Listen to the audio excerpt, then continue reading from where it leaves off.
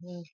వాళ్ళు వాళ్ళు ఎలా నిర్ధారించారు? వాళ్ళే నిర్ధారంటే వాళ్ళ ఫ్రెండ్స్ ఆళ్ళే.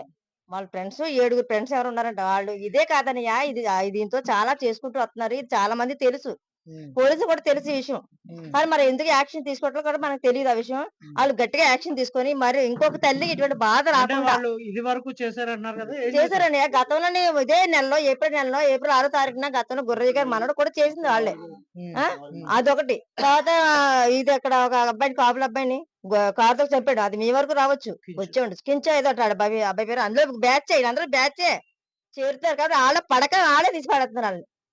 మరి చేర్చుకుంటున్నారు. ఎందుకని ఇవన్నీ జరుగుతున్నాయంటారు? ఎందుకనంటే ఆళ్ళు తాగిన మత్తులో గాని, వాడు తాగే గంజాయి మత్తులో గాని ఇలా చేయొచ్చని అనుకుంటున్నాడయ్యా. చిన్నవి వచ్చినా సరే ఆ మత్తులో ఆడేం చేస్తున్నారో తెలియట్లేదన్నయ్య.